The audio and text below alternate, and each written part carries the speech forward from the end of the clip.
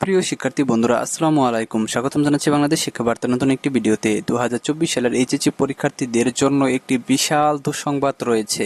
তো দুঃসংবাদটি তোমরা স্ক্রিনে দেখতে পাচ্ছ যে তোমাদের এইচএসসির ফল অটো পাশে নয়, ফেল করলে ফেলই আসবে। অর্থাৎ তোমরা যেসব পরীক্ষাগুলো দিয়েছিল সেই পরীক্ষাগুলো তোমাদের কিন্তু ইতিমধ্যে কিন্তু দেখা হয়ে গেছে। যেসব শিক্ষার্থীরা ফেল করেছে সেসব শিক্ষার্থীদের রেজাল্ট কিন্তু ফেলই আসবে, এবং বাকি যে পরীক্ষাগুলো স্থগিত হয়েছে সেই স্থগিত পরীক্ষাগুলো তোমাদের সাবজেক্ট ম্যাপিং করে অটো পাস আসবে।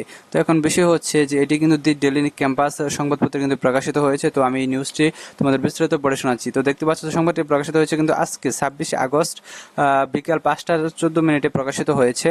তো নিউজটি আমি তোমাদেরকে পুরোপুরি পড়ে দেখিয়ে দিচ্ছি যে তারা আসলে কি বলেছে, এবং তোমরা যারা পরীক্ষা খারাপ করেছো তারা কিন্তু অনেকেই কিন্তু দেখা গেছে যে এটা নিয়ে কিন্তু চিন্তিত রয়েছে। তো দেখা যায় যে সেই চিন্তার কারণ যদি আসলে সত্যি সত্যি যদি বাস্তবায়ন হয় তাহলে কিন্তু দেখা যাবে যে তোমাদের সকলের কিন্তু রেজাল্ট ফেল আসবে। যারা চিন্তায় রয়েছে যে তোমাদের পরীক্ষাগুলো খারাপ হয়েছে, তো তোমাদের কিন্তু এটি তোমাদের জন্য একটি বিশাল দুঃসংবাদ। তো দেখা যাক যে তোমাদের আসলেই শিক্ষা মন্ত্রণালয় বা শিক্ষা বোর্ড থেকে নতুন কোনো আপডেট এর পরবর্তীতে আসে কিনা। তো এটি কিন্তু তোমাদের নতুন আপডেট। তো তোমরা যারা আমাদের চ্যানেলটি এখনো সাবস্ক্রাইব করো না, শিক্ষা সমৃদ্ধ সকল তথ্য এবং তোমাদের এইচএসসি পরীক্ষার যে রেজাল্ট সেই রেজাল্টের সকল তথ্য কিন্তু আমাদের চ্যানেলে তোমরা পেয়ে যাবা। কাজেই তোমরা যারা এখনো সাবস্ক্রাইব করো না, শিক্ষা সমৃদ্ধ সকল তথ্য সবার আগে পেতে আমাদের চ্যানেলটি সাবস্ক্রাইব করে পাশে থাকা বেল আইকনটি বাজিয়ে দাও। আর যারা অলরেডি সাবস্ক্রাইব করেছো তাদেরকে অসংখ্য ধন্যবাদ। সো আসো আমরা তোমাদের একটি বিস্তারিত পড়ে শোনাই যে এখানে আসলে তারা কি বলেছে। তো দেখতে পাচ্ছ যে চলতি বছরের এইচএসসি ও সমমান পরীক্ষার ফলাফল অটো পাসের ভিত্তিতে প্রকাশ করা হবে না। প্রাপ্ত পরীক্ষাগুলোতে অনুষ্ঠিত পরীক্ষাগুলোতে প্রাপ্ত নম্বর এবং যে পরীক্ষাগুলো বাতিল হয়েছে সেগুলোর ক্ষেত্রে জেএসসি ও এসএসসি পরীক্ষার প্রাপ্ত নম্বরের ভিত্তিতে সাবজেক্ট ম্যাপিং করে এই সার্বিক ফল প্রকাশের প্রস্তুতি নিচ্ছে শিক্ষা প্রশাসন। তাই অনুষ্ঠিত পরীক্ষায় কোনো শিক্ষার্থী ফেল করলে ওই শিক্ষার্থী সার্বিক ফলাফলে ফেল করবেন বলে জানিয়েছেন শিক্ষা প্রশাসনের কর্মকর্তারা।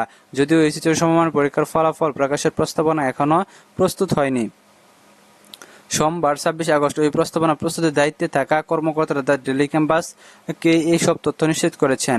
চলতি বছরের এইচএসসি ও সমমানের বেশ কিছু বিষয়ে পরীক্ষা অনুষ্ঠিত হওয়ার পর ছাত্র জনতা আন্দোলনের জেরে স্থগিত হওয়া পরীক্ষাগুলো গত 20 আগস্ট বাতিল ঘোষণা করেছে শিক্ষা মন্ত্রণালয়।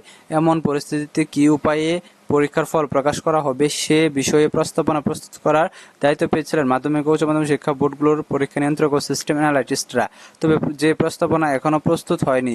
যদিও শিক্ষার্থীদের আন্দোলনের মুখে বাতিল হওয়া এইচএসসি ও সমমানের পরীক্ষাগুলোর ফলাফল 40 দিনের মধ্যে প্রস্তুত করে প্রকাশের রূপরেখা তৈরি করা হয়েছিল, কিন্তু এটি কিন্তু এখনো প্রস্তুত করা হয়নি। তারপরে দেখো, জানতে চাইলে আন্তঃশিক্ষা বোর্ড পরীক্ষা নিয়ন্ত্রক কমিটির আহ্বায়ক ও ঢাকা বোর্ডের পরীক্ষা নিয়ন্ত্রক অধ্যাপক আবুল বাশার দ্য ডেইলি ক্যাম্পাসকে বলেন, প্রস্তাবনা এখনো প্রস্তুত না হলেও এই পরীক্ষার ফল অটো পাসের ভিত্তিতে হবে না।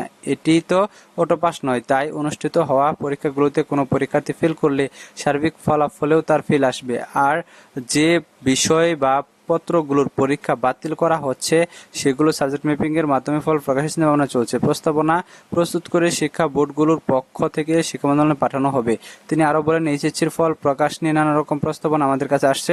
আমরা একদিন বসেছিলাম, প্রস্তাবনাগুলো যাচাই বাছাই করেছি, তবে এখনো কাজ বাকি। এরই মধ্যে শুরু হয়েছে বন্যা। আপাতত আমরা বন্যায় ক্ষতিগ্রস্ত প্রতিষ্ঠানগুলোর তথ্য সংগ্রহ করছি। সার্বিক বিষয় বিবেচনায় এই প্রস্তাব চূড়ান্ত হবে।